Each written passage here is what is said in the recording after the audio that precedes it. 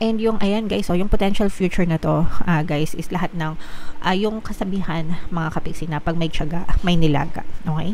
Pag may tiyaga, may nilaga. So, very soon, actually, na-experience na to ng iba sa inyo na, sabi ko nga, nakakaluwag-luwag na, no? Pero yung iba sa inyo talagang, kung kailangan nyo pang pahinugin na mabuti, yung mga prutas, no? Yung mga bunga ng pagsisikap nyo, by all means do so. Habaan nyo pa yung pasensya nyo, mga kapiksi. Everything will always work out in your favor.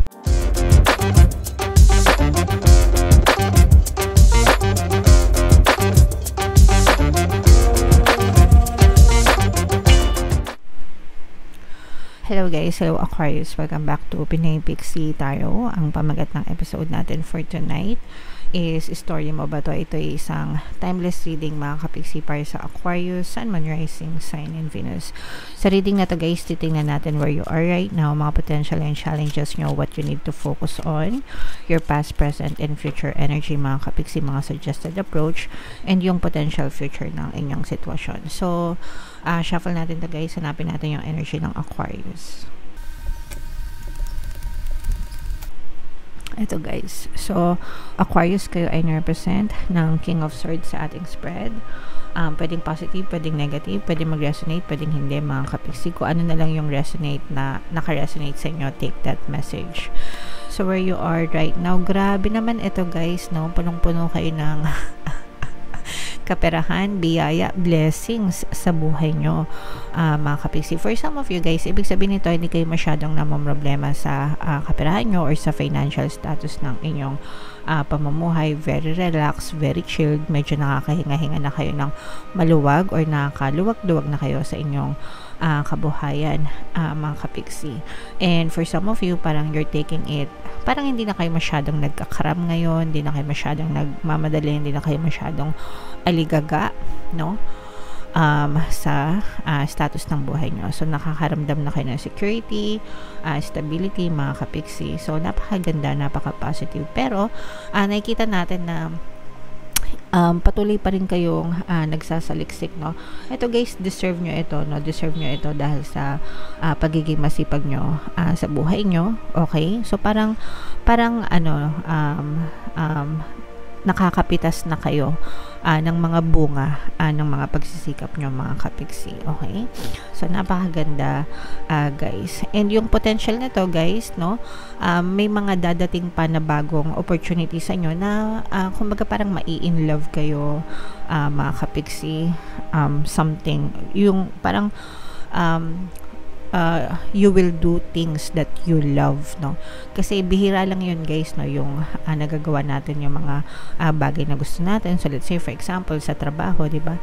Minsan pumapasok lang tayo sa trabaho kasi kailangan natin kumita, kailangan natin ng panggastos, pero iilan lang yung nagtatrabaho sila dun sa gusto talaga nilang trabaho, mga kapiksi, enjoying kung ano talaga yung ginagawa nila. Okay?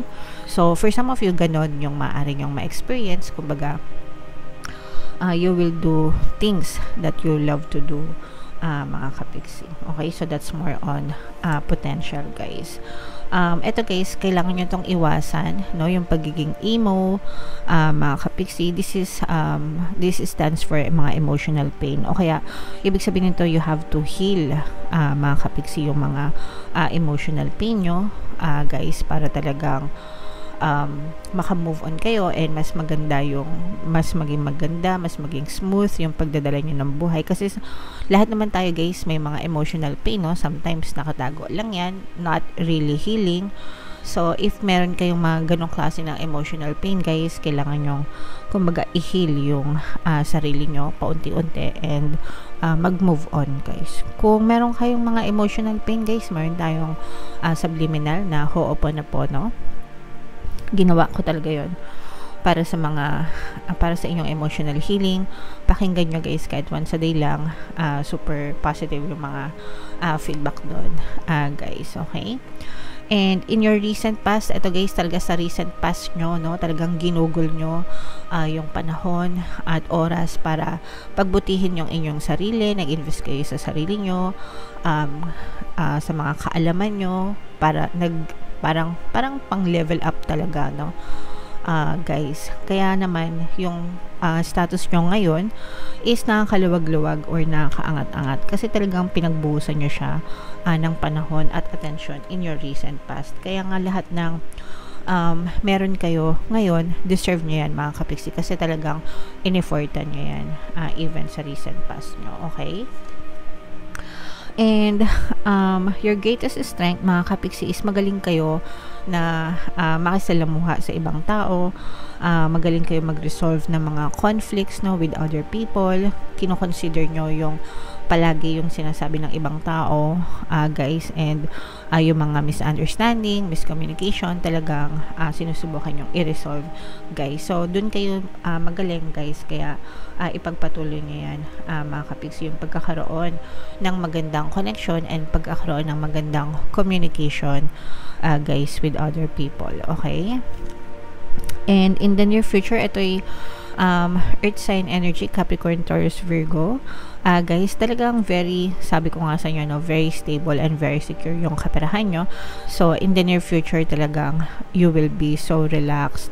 Wala, as in talagang walang mawawala yung mga agam-agam nyo, guys. But you also need to remain humble, mga kapiksi. No? Huwag nyo kalimutan magpakumbaba despite ng mga achievements nyo, ng mga milestones na na-achieve nyo. Kailangan ang paa, guys, palaging nakatuntong sa lupa. So, stay humble, mga kapiksi. Yung mga humble na tao, lalo pang inaangat yan ng nasa taas, guys. Okay? And ito, guys, yung suggested approach, don't be afraid, no, na sumubok pa ng mga bagong bagay, bagong pakikisalamuha. Sabi ko nga sa inyo, yung potential ng inyong story is you will find something na you love to do, no, yung gustong-gusto nyo talaga sa puso nyo, guys. So, wag kayong matakot na magsimula ulit sa mababa or sa 'di ba, brand new beginning. Wag kayong matakot magsimula, guys. Just take one step at a time, mga kapiksi, hanggang sa talagang maramdaman mo yung sense of fulfillment, sense of satisfaction. Masasabi mo talaga na nagawa mo lahat ng gusto mong gawin sa buhay mo. Okay?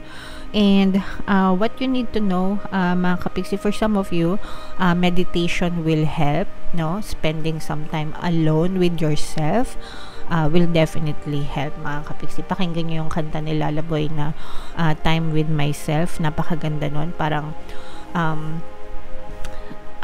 healing siya, na self-love na kanta, no? Na parang alisin mo yung mga worries mo and just spend some time with yourself, mga kapiksi. So, makakatulong yan.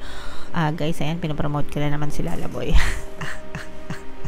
Hanapin nyo na lang siya, guys, sa Spotify, dito sa YouTube, no? Lalaboy, mga kapiksi. Ang gaganda ng mga kanta niya. So, yeah, spend some time with yourself, mag-meditate. Makakatulong yan, guys, para ma-recharge yung energy nyo, guys, and alam niyo yun, mas makapag-isip kayo ng tama and makakapag-desisyon kayo ng mas tama para sa buhay nyo. Alright?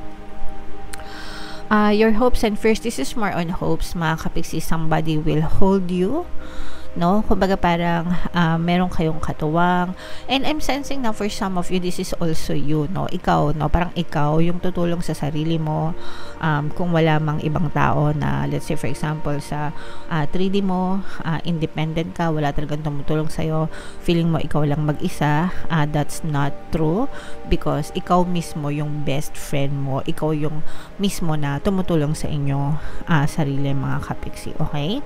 So, nobody will help you but you, guys. And, yung iba naman sa inyo, talagang super swerte na you have someone na talagang nasa tabi mo every step of the way, may katuwang ka. So, napapagaan lalo yung pagdadala nyo ng buhay, mga kapiksi. Okay?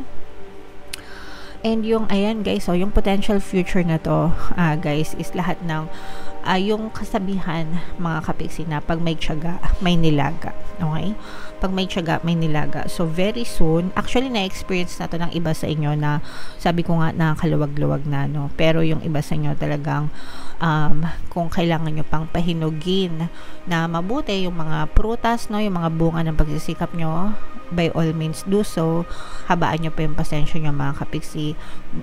Everything will always work out in your favor. Magiging pabor din sa inyo yung sitwasyon mga kapiksi. Pag may tiyaga, may nilaga. So mag-antay-antay lang kayo guys. Dadating din yung nilaga nyo. And yung sabi ko nga nyo, so tingnan nyo nga yung post niya, diba? Sabi ko, spend some time alone with yourself, guys. Just kumbaga, i-focus nyo lang yung attention nyo sa sarili nyo, okay? Do not think of anything else but yourself, your life, and yourself.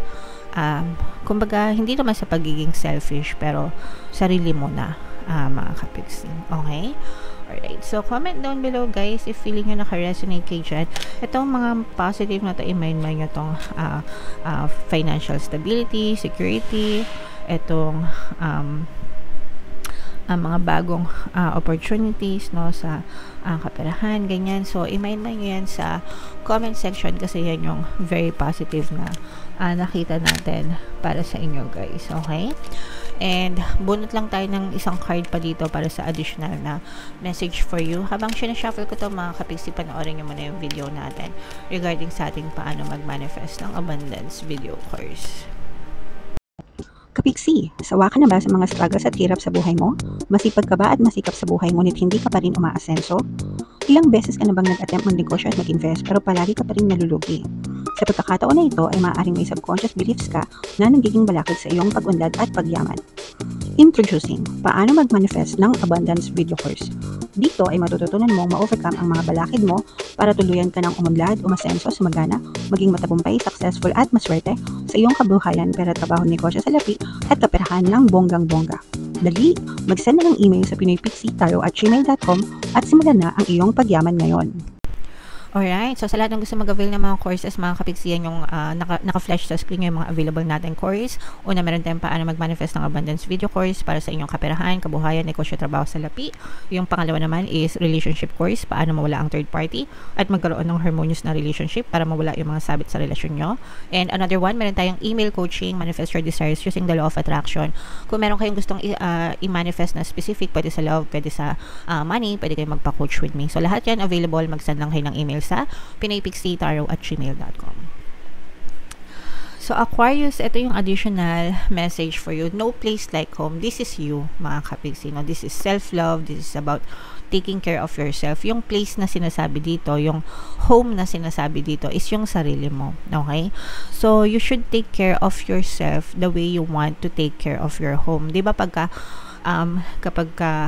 pagod ka, or all throughout the day mga kapiksi, let's say for example nagtatrabaho ka or nagnegosyo ka, grind, diba? At the end of the day, umuwi ka sa bahay mo, you retire to your work, to your home mga kapiksi, diba? Uwi ka sa bahay mo, tas gusto mo chill lang, relax lang. So syempre, pagka ganun, gusto mo maayos yung bahay mo, malinis, mabango, kaaya-aya, diba? So, anong gagawin mo? Aayusin mo, diba? Aalagaan mo yung bahay mo para at the end of the day, very relaxed, very chilled ka, komportable ka dun sa bahay mo, diba? So, ayaw mo naman nung magulo, madumi, mabaho, marumi, diba? Ayaw natin ng ganong klaseng bahay. So, kapag ka madumi, mabaho, ganyan, puro kalat, ibig sabihin, ikaw sa sarili mo, sobrang nega ka, diba? Hindi mo inaalagaan yung sarili mo, sobrang nega ka, sobrang aligaga ka sa buhay mo. So, ayaw natin ng ganon. Gusto natin malinis, mabango, relax, comfy. So, ibig sabihin, ikaw, alagaan mo yung sarili mo, no? Compassionate, punong-puno ng pagmamahal, positive lang, ganyan. So, yeah, this is all about self-love, guys. So, alagaan mo yung sarili mo, mga kapiksi. Okay? So, kagaya nga nung sabi ko, guys, diba? Spend some time with yourself. Again, check nyo yung kanta ni Lalaboy, guys. Time with myself. Napakagandang kanta. Channeled message din yon para sa inyo, mga kapiksi. Okay? So, yeah. Comment down below, Aquarius, if feeling nyo nakaresonate kayo dyan for more tarot readings. Ito yung playlist nyo. Ito naman yung ating success stories ng paano mag-manifest ng abundance video course. Click here to subscribe, guys. Ito yung ating mga pampaswerte subliminals. Thank you for liking, sharing, and subscribing. See you next time. I love you all. Have a nice day. Bye-bye.